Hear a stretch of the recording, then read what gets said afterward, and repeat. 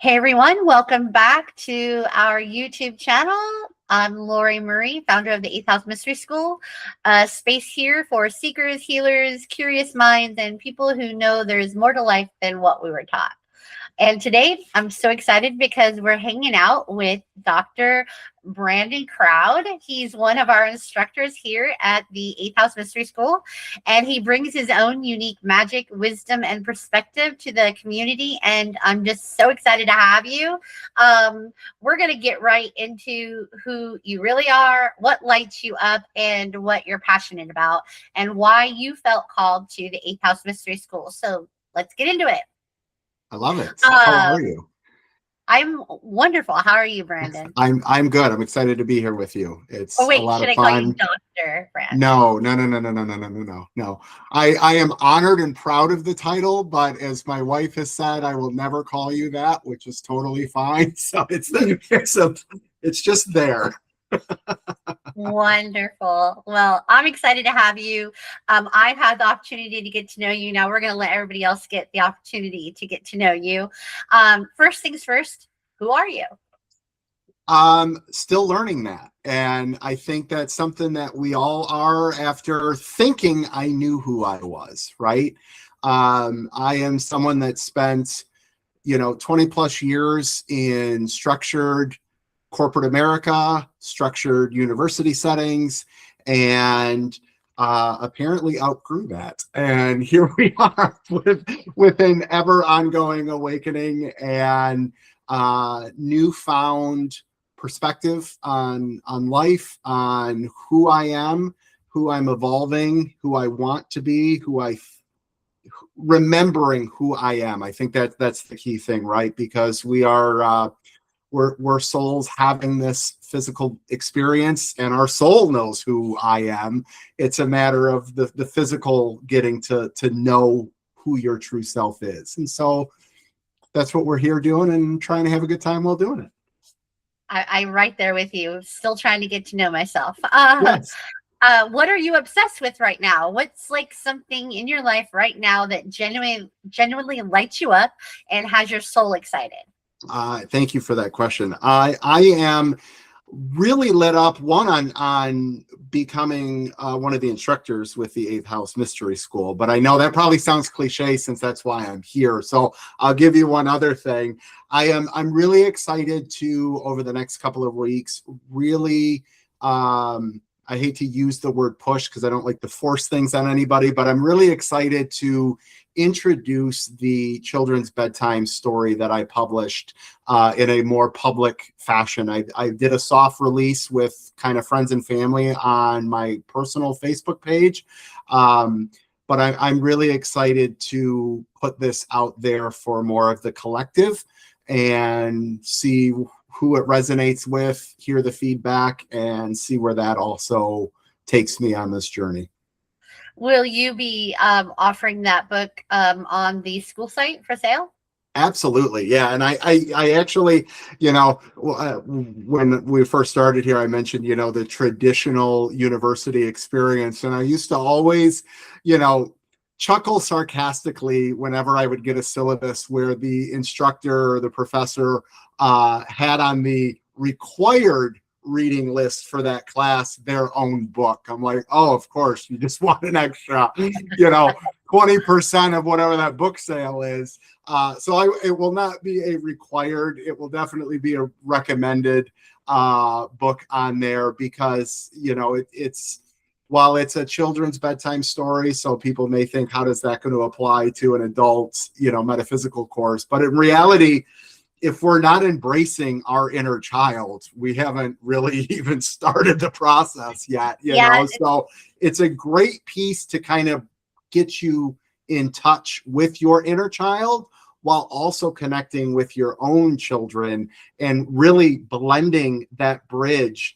And it can be a really beautiful piece to bring your inner child together with your own current child in the reality, and it's a great piece from that regard. Yeah, I love that. And to be honest with you, this school's going to be fun. So yes, it's okay. Yes, we're going to be embracing our inner child for sure. Absolutely. Okay, let's have a main character moment here. Was there a Yes. reason, or was there a season, I should say, or a moment in life that totally changed you and made you see life differently? Yeah, it definitely is the birth of my son. That cracked me open. And that started the remembering process for me, if you will. I remember as a early kid, I'm talking, maybe 8, 9 years old. I remember being able to see energy floating around. I remember being so energy sensitive. Um, I I remember that, and I forgot about that in my adolescence, adulthood. Like I forgot that I could do that. And then I had my son, and feeling him and holding him. Obviously, we talk about the love and the unconditionalness, but the extra level of energy that I felt with that just brought back all of these things and gifts and amplified them. And so, yeah, I mean, that alone is one of the most magical parts of my journey, is having him, which, Oh, I mean, it's part of that life plan. He knew about it, I knew about it, but we just found out about it 4 years ago. So yeah, new life has a way of really just changing us. absolutely, yes. So why the eighth house mystery school though? You could teach anywhere. I mean, you just graduated and from the University of Metaphysics. So what about this school or this mission made you say, yeah, I feel aligned with this? Well, so it goes back to your initial post in the alumni page of the University of Metaphysics. I mean, the post came across so pure and so inviting. It was one of those things to where I have to reach out. Like, I would love to teach. I have taught before. I want to get back into it from this perspective.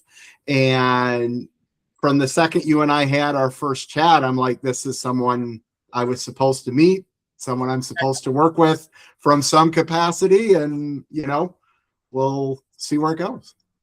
I completely agree. I was so excited when we met, and I just was like, I need him on board. So I'm glad that you decided to. Yes. So on that note, as a teacher, being that you come from the university, world, and you've taught there as well, what can students expect from you? And when someone takes one of your classes, what are they walking away with besides notes and information? Yeah. So one of the things, one of the areas I taught at the university level in traditional academia was political science. I've got 3 degrees in political science. And one of the things I prided myself on was presenting things from a perspective that is of truth and is of honesty. And just to prove it, I would include in the end of semester evaluations, I would ask, what political party do you think, I vote for, or whatever, right? And, for the most part, we're talking 18 to 20-year-olds, right? So I wasn't looking for a 50-50 split. I knew I wouldn't get that. But if I walked, it would be 40-60, or it'd be 45-55. That's good enough to be in the middle, I think, when we're talking to 18 to 20-year-olds. So to me, that meant I was presenting the material from a even playing field, from a unbiased playing field. And that is something you can definitely expect from this regard. One of the things, as you and I have talked about with when you were on my podcast, is part of my mission on this journey is to help people realize they are not behind, because we are all guilty of feeling like we're behind, whether it's spiritually, whether it's in our career, regardless of what it is. At some point in our lives, we've all felt behind. And my mission and my goal with what I'm going to present and teach from a metaphysical perspective is to help people and to guide people towards the understanding and getting them to walk away with, I understand that now, of not being behind, that you are exactly where you're supposed to be 100% of the time.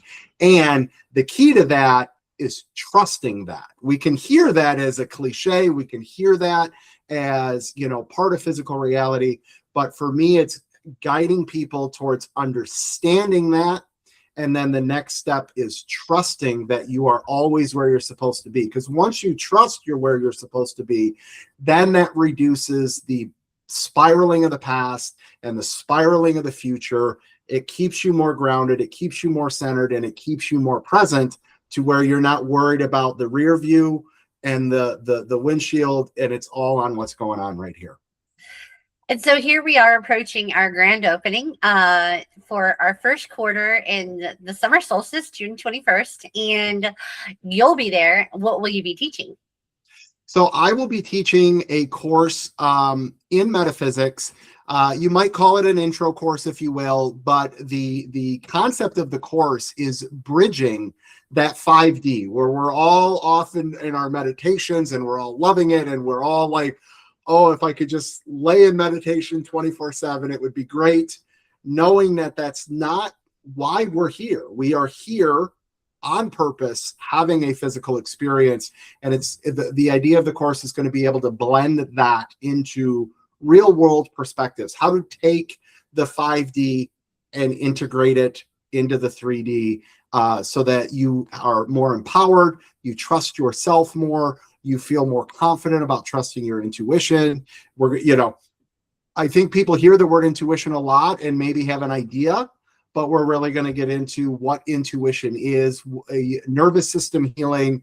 We're going to cover those topics to help give you that bridge to walk across from both the 5D and the 3D. Wonderful. So let's have a quick real talk, though. What do you think Yes. people are craving right now on a soul level that the world isn't really giving them?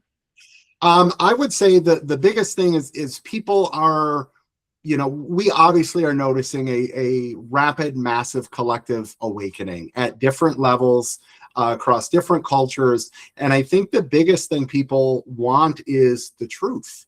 And I think there's so much propaganda, whether it's media, whether it's television.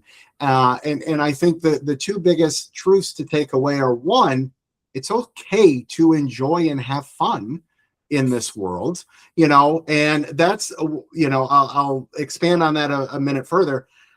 I still love to watch football, and that's okay.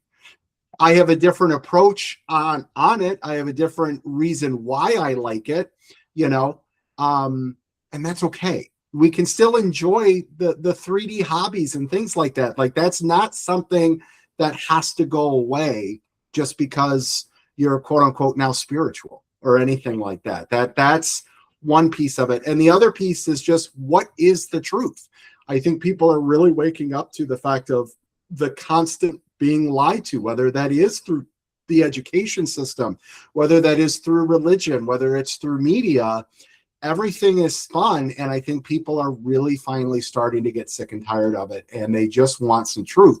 And the best part about this school and all of the classes that are going to be taught into it are, all of it, I know to some capacity, is going to be tied to the truth isn't out here, it's in here. And getting people to go inward to find the truth, because that's where it is. Absolutely. And for the people watching right now, if someone's watching and they feel stuck or curious, awakening, or ready for something bigger, what would you say to them right now? I would say to really ask yourself why you may be feeling some of the things you're feeling. The key thing that I work with my clients is we all have these surface level belief patterns. And at some point you may start to disagree with them, or you may, question things a little bit further. Great. That's the great first starting point. But then it's taking it to that next level, going inward, going down and finding some of these root causes. Where did this belief come from? Is it truly your belief? Or is it a belief that you just heard 900 times, so it became your belief? And it's really starting to dive in. It's a lot of work. And I think that's it. people get scared of that, I feel like. And listen, it is work, but it will be the most rewarding work you can do if you're willing to do the work and not be complacent and not just accept things at face value like we've been conditioned to do. Absolutely. This was really so good, Brandon. And thank you for sharing your heart and your wisdom with us. Yes. If you'd like to connect more with Brandon or explore his classes in the 8th House Mystery School, check out the link below or go to 8thhousemysteryschool.com. And if you're feeling the vibe, subscribe and stay connected because we have so many powerful teachers and conversations coming your way. And also, Brandon, you have a podcast. I do, yes. My podcast. So I love a good pun. My last name is Croud. I have a small catering company that's called Three's a Crowd because there's me, my wife, and my son, and I mean that wrote its name in 3 seconds. And the Awaken Crowd, which is the name of my practice, as well as the podcast, the Awaken Crowd podcast, is out there on all platforms. It's linked on the website, all of that good stuff. Wonderful. Thank you so much. And we look forward to seeing you at the school. Thank you. Very excited. Thanks, Brandon. Stop recording.